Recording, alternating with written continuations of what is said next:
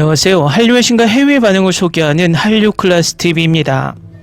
오늘은 넷플릭스 동궁을 극찬하는 일본 아사히 신문을 비롯한 여러 일본 매체의 기사를 살펴보고 이 드라마를 보고 일본 드라마와 비교하며 부러워하는 일본 시청자 반응까지 살펴보겠습니다. 2026년 여름 글로벌 OTT 시장의 판도를 완전히 뒤흔들고 있는 단 하나의 명작을 꼽으라면 단연 넷플릭스가 야심차게 선보인 오리지널 시리즈 동궁일 것입니다.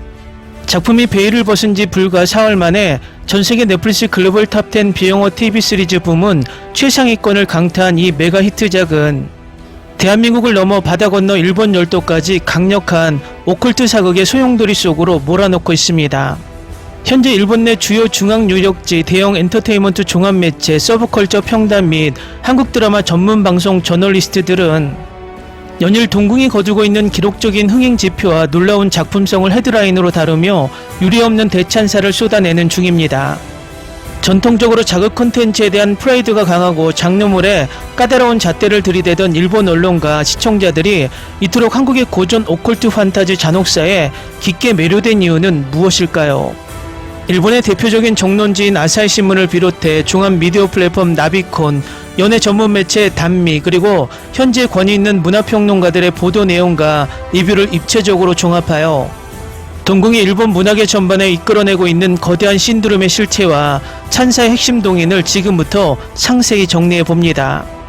일본의 가장 권위 있는 종합 일간지이자 오피니언 리더들이 신뢰하는 아시아신문은 넷플릭스 동궁은 작품의 서막이 오르는 순간부터 시청자를 완전히 압도해버리는 흡입력이 실로 엄청나다며 첫 에피소드를 재생하는 순간 도저히 멈출 수 없게 만드는 서사의 팽팽한 긴장감을 극찬하고 있습니다. 특히 아사히 신문은 기존 사극의 문법을 완전히 탈피한 전개 방식을 높이 평가했습니다. 단순한 시대극이나 궁중 암투극의 고정관념을 완전히 부수고 매회 예측 불허의 미스터리와 정교한 반전을 배치하여 글로벌 시청자들이 단 1초도 화면에서 눈을 뗄 수 없게 만든다고 평합니다. 일본 평단 역시 동궁의 가장 큰 매력으로 서사의 속도감과 치밀하게 설계된 플롯을 꼽습니다. 과거 한국 사극이 보여주었던 다소 호흡이 길고 호불호가 갈리던 서사 구조를 완벽하게 극복하고 글로벌 시청자의 시청 패턴에 맞춰 압축적이면서도 밀도 높은 하이퍼텐션 경계를 완성했다는 진단입니다. 일본 내 한국 엔터테인먼트 전문 분석 매체로 공신력을 자랑하는 나비콘과 현재 명망 있는 비주얼 디렉터들은 동궁이 개척해낸 오컬트 잔혹사극이라는 독창적인 장르적 성취에 깊은 경의를 표하고 있습니다. 일본은 전통적으로 기담, 괴담 혹은 고유의 요괴 문화를 다룬 세련된 자체 장르물이 극도로 발달한 국가다. 그럼에도 불구하고 한국 고유의 무속신앙과 샤머니즘, 도교적 세계관, 그리고 조선 왕실의 삼엄한 궁중비사가 결합된 동궁의 독특한 오컬트 세계관은 일본 평단과 시청자들에게 신선함을 넘어 장엄한 문화적 충격으로 다가갔다는 분석입니다. 특히 일본의 유명 한국 드라마 비평 전문 매체인 K드라마 소라블로그 등에서는 동궁의 미장센과 시각예술적 연출 기법에 대해 이례적으로 긴 텍스트의 논평을 게재하며 분석적 극찬을 아끼지 않았습니다. 해당 매체는 이승의 권력력이 요동치는 궁궐과 영계의 기관 원원들이 교차하는 가상의 공간을 이토록 아름답고도 섬뜩하게 시각화해낸 한국 제작진의 프로덕션 디자인 능력과 크리에이티브 스태프의 역량에 깊은 경의를 표한다고 서술했습니다. 일본의 비주얼 평론가들은 동궁의 화면 구성이 가진 세련미를 다각도로 분석합니다. 어둠과 빛의 강렬한 명암대조를 극한으로 활용한 촬영 기법, 피의 붉은색과 궁궐의 단청이 빚어내는 탄미주의적 색채 감각, 그리고 한국 전통 복식과 한옥 건축물이 지닌 유리한 곡성미가 어우러져 기묘하면서도 매혹적인 잔혹미학을 완성했다는 평가입니다. 나비콘은 동궁은 서구식 좀비물이나 단순한 크리처물의 말초적 자극과는 궤를 완전히 달리한다. 인간의 가장 깊숙한 내면과 공포를 파고드는 심리적 오컬트의 정수를 보여줌으로써 한국 컨텐츠가 지닌 장르적 한계와 비주얼 역량을 몇 단계나 진화시켰다며 하이엔드 프로덕션의 손을 들어주었습니다. 결과적으로 현재 일본 언론과 평단이 한 목소리로 바라보고 있는 넷플릭스 오리지널 동궁의 위상은 단순한 한 번의 흥행작 수준을 아득히 뛰어넘습니다. 그동안 글로벌 시장에서 로맨틱 코미디나 좀비 액션, 스릴러 장르에 다소 집중되어 있던 K드라마의 장르적 영역을 하이엔드 고전 오컬트 다크 환타지라는 미제 영역이자 최고 난이도의 스펙트럼으로 완벽하게 안착시킨 기념비적인 패러다임의 전환으로 평가하고 있습니다.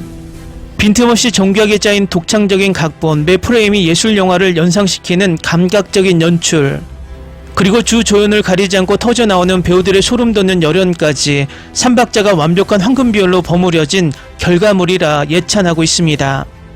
다음은 동궁을 일본 오컬트 장르와 비교하는 일본 시청자 반응을 살펴보겠습니다. 한국의 전통 요괴인 꺼목서리가 나올 때 깜짝 놀랐습니다. 마치 스튜디오 지브리의 센가 히치로의 행방불명에 나오는 기묘한 식물이나 요괴들을 실사한 것 같았어요. 기묘하면서도 어딘가 아이처럼 귀여운 매력이 공존하는 크리처를 만들어낸 한국의 상상력에 감탄했습니다. 평소 일본의 고전 괴담이나 기담 장르를 좋아해서 자주 봅니다. 하지만 동궁은 일본 특유의 정적인 공포를 넘어 연기와 이승을 오가는 스케일이 차원이 다르더군요. 조선왕실이라는 폐쇄적인 공간 속에서 펼쳐지는 테마 액션의 거대한 자본력이 정말 부러웠습니다. 남족이 피 묻은 나무 모기로 악기를 베어 넘길 때 전율이 돋았습니다. 이건 마치 일본 애니메이션 귀멸의 칼날의 주술적인 검술 액션을 완벽한 실사로 재현해낸 느낌이에요. 만화 같은 설정을 유치하지 않고 이토록 세련되게 시각화할 수 있는 건 현재 한국뿐인 것 같습니다. 인간이 사는 현실과 귀신들이 점령한 귀의 세계가 같은 공간에서 대조를 이루는 연출이 압권입니다. 일본의 애니메이션 주술의 전 속 영역 전개나 결계 설정을 아주 현실적이고 무섭게 풀어내더군요. 붉은색과 푸른색의 강렬한 색채 대비 덕분에 화면에서 눈을 뗄 수가 없었습니다. 과거 링이나 주온 같은 일본어로가 주는 특유의 눅눅하고 음습한 심리적 공포가 기저에 깔려 있습니다. 그런데 거기에 한국 사극 특유의 역동적인 검술 액션이 더해지니 완전히 새로운 장르가 탄생했네요. 답답하게 당하기만 하는 호러가 아니라 악기를 시원하게 때려잡는 테마물이라 카타르시스가 엄청납니다. 일본에도 신토나 무속을 다룬 장르물이 많지만 대부분 서브컬처에 머무는 경우가 많습니다. 동궁은 한국의 토속 무속신앙을 왕세자의 죽음이라는 거대한 정치적 음모와 엮어 고급스럽게 풀어냈어요. 정통사극의 묵직한 오컬트의 기괴함이 이렇게 잘 어울릴 줄은 몰랐습니다. 처음엔 넷플릭스의 기묘한 이야기나 할리우드 영화 콘스탄틴의 아류작이 아닐까 의심했습니다. 하지만 뚜껑을 열어보니 조선시대라는 시대적 배경과 동양적 사후세계관이 독보적인 아우라를 뿜어내더군요. 클리셰를 한국적인 색채로 완벽하게 재해석해낸 연출가와 작가들의 능력이 대단합니다. 일본 영화계가 반성해야 할 정도로 그래픽 퀄리티의 차이가 극명하게 느껴진 작품입니다. 귀매들이 등장하는 장면이나 세상이 뒤바뀌는 연출의 CGI가 부자연스러움 없이 그게 완전히 녹아들었어요. 마치 할리우드 블록버스터 오컬트 영화를 스크린으로 보는 듯한 높은 완성도였습니다. 서양이 잔인하기만 한 슬래셔 무비와는 차원이 다른 서늘함을 줍니다. 동양 오컬트 특유의 처연한 원한과 한, 그리고 궁궐의 아름다운 한국 복식이 어우러져 잔혹한 미학을 완성했어요. 피가 튀는 순간조차 예술적으로 연출하는 한국 스태프들의 비주얼 디렉팅에 감탄했습니다. 드라마를 보는 내내 어린 시절 보았던 고전 만화 이누야사의 세계관이 겹쳐 보였습니다. 인간과 요괴의 경계, 그리고 저주받은 운명에 맞서 싸우는 주인공들의 서사가 딱 그렇거든요. 만약 일본에서 이런 요괴 사극을 실사했다면 절대 이 정도의 진지함과 퀄리티를 내지 못했을 겁니다. 일본의 신사나 사찰을 배경으로 한 오컬트와는 또 다른 조선 궁궐만의 삼엄하고 은밀한 공포가 신선했어요. 가장 한국적인 장소를 가장 글로벌한 넷플릭스 스타일로 포장해냈습니다.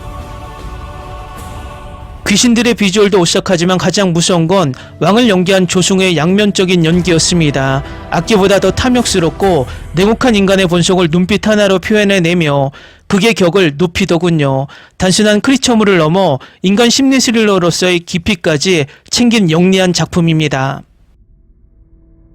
댓글 반응 잘 보셨나요? 일본은 수많은 일본 만화나 애니를 실사 시도했지만 국제적으로 성공한 작품은 거의 없습니다. 그런 면에서 한국의 드라마가 공포 크리처 장르를 실사하는 모습을 부러워하는 모습입니다.